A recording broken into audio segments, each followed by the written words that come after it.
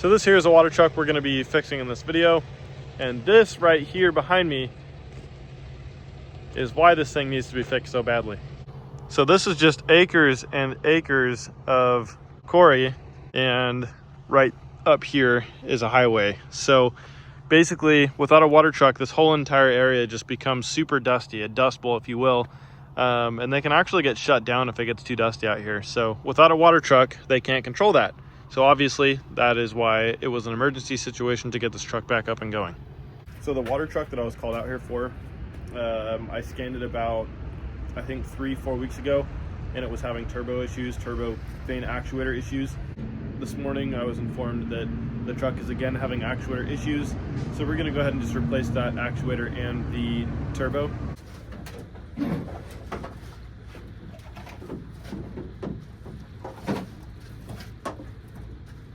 So the last time I came out, this truck had the actuator on it. Now it's not on there. You see that little silver thing on top of the turbo? That is the vane gear or arm. That's where the actuator bolts on. So I wish they wouldn't have taken that off.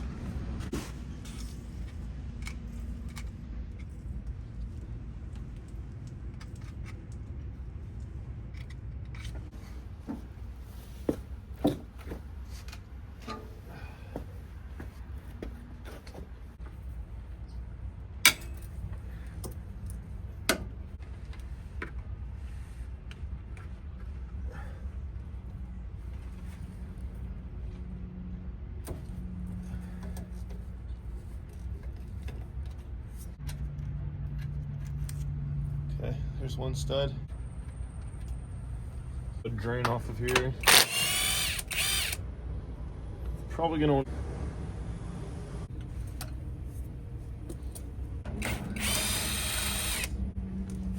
Oh, it's gonna be fun to get off. Got this clamp on the back side.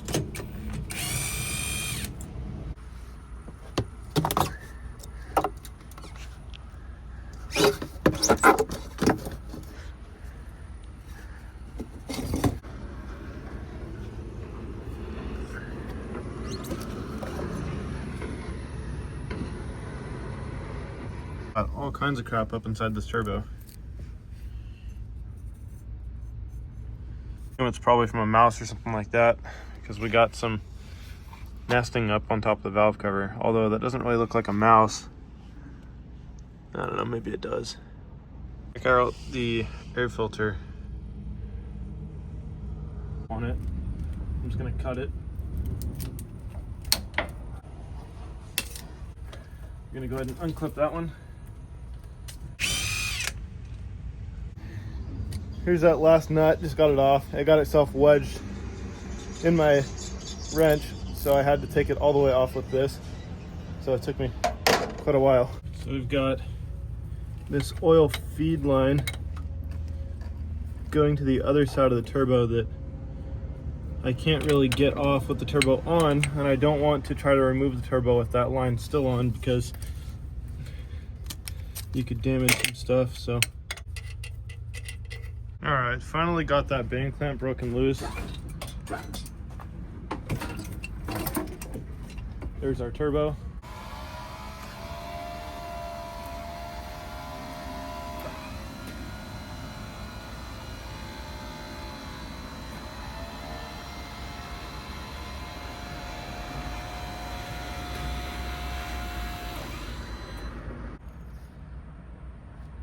All right, now that this thing's out, we can go ahead and check the bearings.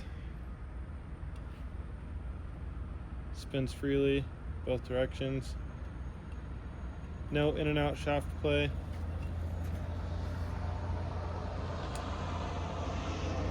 Or side to side shaft play. See if there's any mousies in there. Hello? Hello?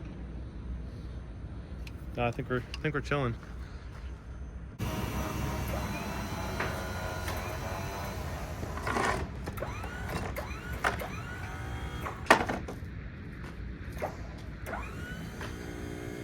All my tools are put away, truck's closed up, hood on the donor truck is closed up. Now we're gonna head over to the water truck and remove the turbo on it.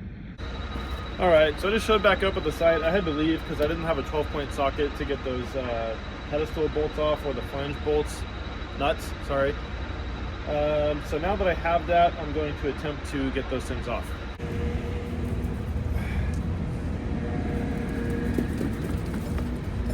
Loosen these clamps.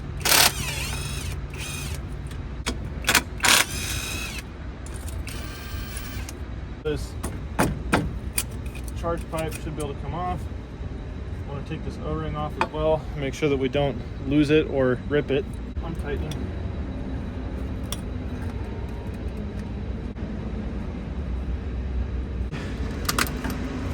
Nice. I thought we were done leaking coolant everywhere.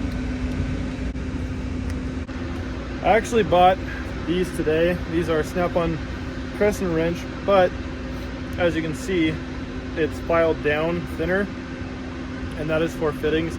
Everything is now disconnected. Then I'm going to go ahead and wrap this thing up.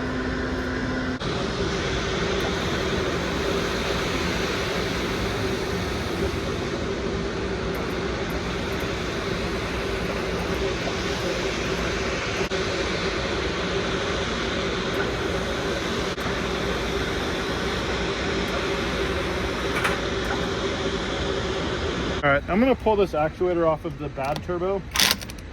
Oh no. Probably just gonna round the head of this off. No, surprisingly I didn't. Very good. There's that. So it does get tight down here at the bottom.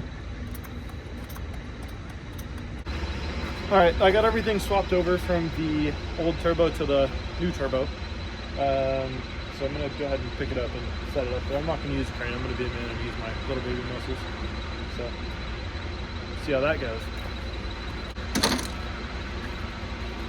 Yeah. If I can do that without doing that.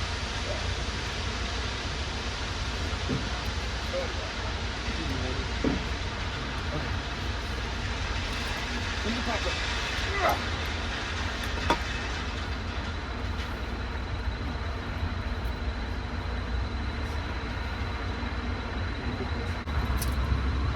There we go. All right, got it sitting where it needs to be. Just go through.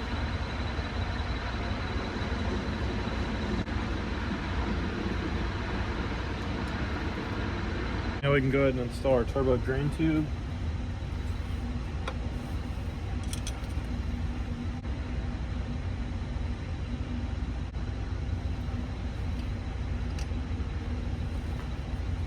Go ahead and throw my nuts on the backside really quick. It's going to take me a while, so I don't want you guys to have to suffer watching me suffer. Snug. Still need to go over them with a regular ratchet. I'm sorry. If you guys are mechanics in here, you probably already know this trick, but it's super cool to know how to do. So this is the 12 mil that I'm using, the box end, and I need more leverage than just this small wrench. So what I do is I get another wrench, go like that, and it locks it in there. It can still go side to side, so you gotta try to stay straight with it, but now you can really get some good leverage on there. So we gotta get this fitting tight right here. This is the either coolant inlet or coolant outlet, I'm not too sure. But either way, it's for coolant. I went ahead and buttoned up pretty much everything except for this charge pipe here. So remember this seal I told you we needed to be careful with. I'm gonna go ahead and slide that in the groove that it sits in.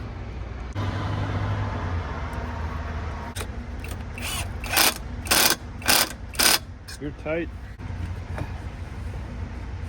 Got it on my impact. All right, turbo is installed, everything's pretty much wrapped up. The only thing that needs to be done is coolant needs to be added to the system. The actuator needs to be programmed, so it has to be gone through the learning procedure. And then ran. So basically you get all the, air pockets out of the cooling system. So I'm gonna come back tomorrow morning because I actually forgot to bring coolant with me today. Not good, but I'll just come back super early in the morning, get it done so they can use it.